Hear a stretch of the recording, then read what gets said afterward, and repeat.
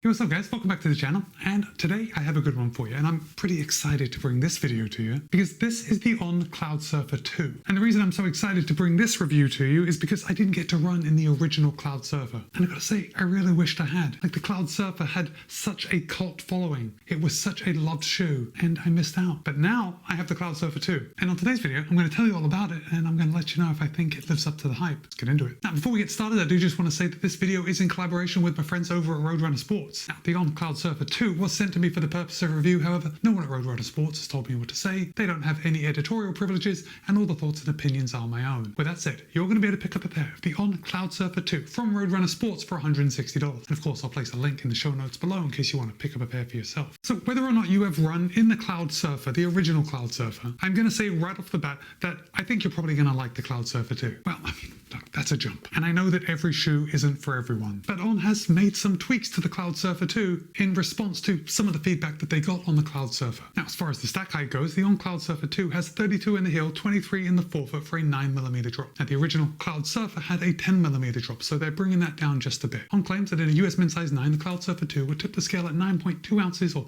260 grams. However, in my size, a US men's size 12.5, the Cloudsurfer 2 tips the scale at 11 ounces even, which is 312 grams. Now, the On Cloudsurfer 2 fits right into that daily trainer category. It certainly is the type of shoe that you can do most everything in, at least from a daily training perspective. Now for me, after running in this shoe, I think a pretty good comparable is something like the Mizuno Neo Zen. Now the Mizuno Neo Zen is a bit lighter, in my size is 293 grams. The stack is a little more at 40-32, so an 8mm drop, and it costs $150. But the ride is very similar. Next up, if we're comparing it to the Neo Zen, I think we also need to compare the Cloudsurfer 2 to the Adidas Evo SL. Now the Adidas Evo SL is $150, so $10 less than the Cloudsurfer 2. It weighs in at 283 grams, and we have 38.5, 32 for a 6.5mm drop. Now, I think maybe some of you are going to disagree with this comparison, but I gotta say that the On Cloudsurfer 2 was actually surprising. Like, I was surprised how much I liked the ride, how smooth it was, and I think it is just as versatile as the Evo SL. All right.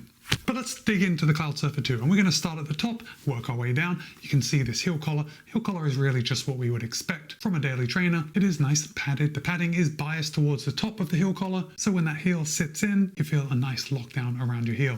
The heel counter is nice and rigid, which is going to help with preventing that heel slip, and we do have an overlay coming around. It's almost like a heel clip, but it doesn't really provide any more rigidity. It's just adding a little bit of structure, again, which is going to help if you experience any heel slip in other shoes. As far as the upper goes, On has totally re-engineered the upper, and they've made it more premium than the original Cloudsurfer. It's more cushioned and it's more comfy. And obviously, while I can't compare this to the original Cloudsurfer, I really like how the upper fit my foot. I did get a nice midfoot lockdown, and something they'd kept from the original Cloudsurfer are these little like shock cords right at the bottom of the eyelet chain where the laces loop through before they start working their way back up. And I like how far apart these eyelet chains, or this last eyelet chain, is, because when I go to tighten it, when I pull it to tighten it right here, it gives me a nice comfortable lockdown a lot further down my foot than I'm used to on other shoes. This isn't something that I ever knew I wanted or I needed, so it was pretty refreshing to see this on the Cloudsurfer 2. As far as the styling goes, I think, On is really onto something with their styling. They know how to make good looking shoes. The Cloudsurfer 2 is no exception, and the upper is breathable enough. I think if we're comparing it to the comparable, so the Evo SL, the Evo SL is going to be quite a bit lighter on the upper, so more breathable than the Cloudsurfer 2, but the Cloudsurfer 2 is going to be more breathable than the Neo Zen, because that's a knit upper. But to be honest, I've really had no issues with any breathability in the Cloudsurfer 2. The tongue on the Cloudsurfer 2,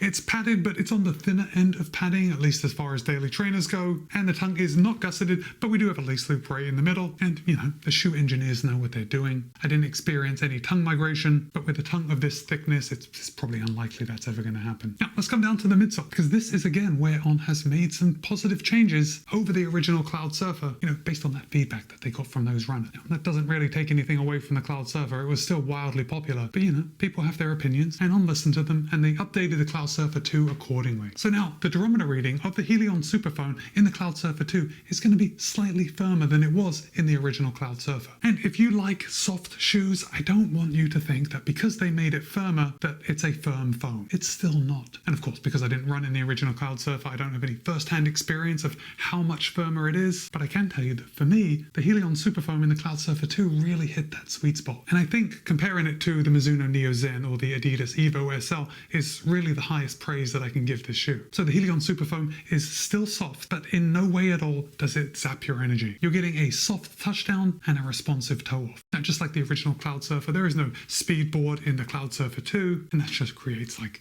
a nice, more natural feeling ride. As far as flexibility goes, it's a pretty flexible shoe. You see that? Now, you may remember that earlier in, late 2024, On released the Cloudsurfer Next. It looks something like this. And while the Cloudsurfer Next was a great shoe, for my personal preferences with shoes, thought it was a little firm. Now, here's the thing. The On Cloudsurfer 2 and the Cloudsurfer Next are actually very complementary shoes for each other. The Cloudsurfer Next is going to be for those faster efforts because it is just a little firmer. So you're going to have a little more ground feel. And when you have a little more ground feel, it's just more encouraging to pick up the pace. But that's not to say that I didn't want to pick up the pace in the Cloudsurfer 2. Now, even though I could pick up the pace in this, and I did some strides. I did a couple of very short intervals. I mean, they were more like strides. But what I was doing was just trying to pick up the pace to see how the Cloudsurfer 2 felt at speed. And it felt fine. It was very comfortable and extremely smooth. And even though I do like a softer ride when I'm running easy, I tend to like a little firmer shoes when I'm trying to run fast. And now while we're talking about a smooth ride, that smooth ride is partly due to this. This is the CloudTech Phase. And you'd seen the different clouds in different On shoes, the different shapes.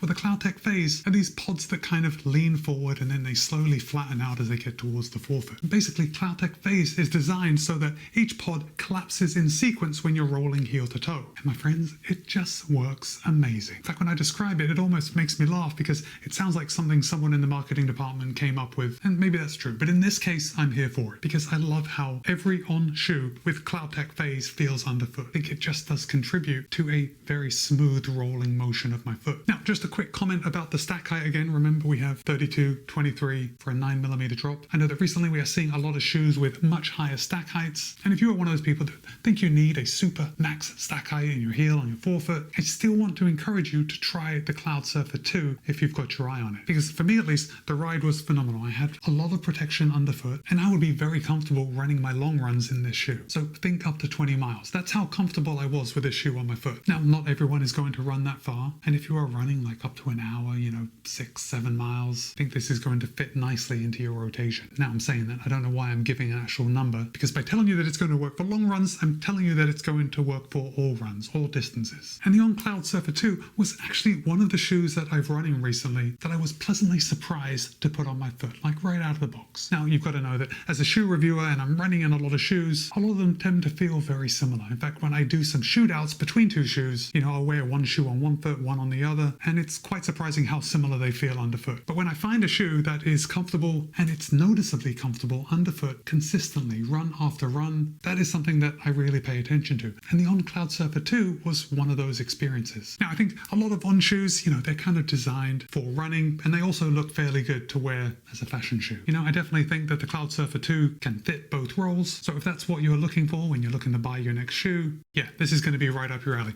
Let's just come down to the outsole for a minute, and you can see we've got the standard odd pattern of outsole rubber. Now, the outsole rubber up on the forefoot, it looks pretty thick, and I'm not seeing really any wear at all. Of course, we've got a good amount of exposed midsole rubber here in the middle. Then we've got these two strategically placed pieces of rubber here on the heel. Got to say that I am noticing already just a little bit of wear on my lateral heel, which if this is the first video you're seeing of mine, that is totally normal for me. Even in my race day shoes, when I tend to land a little more midfoot, I'm still going to see that wear on the back the most. Now, with a shoe like the On Cloudsurfer 2, when I am typically running fairly easy, I am a heel striker, so this is the place that's going to touch down first of all. So it's not surprising at all to see a little bit of wear. But with that said, when I look at the thickness of the rubber from the outside, it's several millimeters, 3 millimeters thick. I'm going to say that the shoe is going to last about average as far as running shoes go. I do remember that there were some complaints from runners with the original Cloudsurfer about how long the shoes were lasting. So, On has totally re-engineered the upper. They have changed the durometer of the midsole, so I'm sure they have paid attention to the outsole. So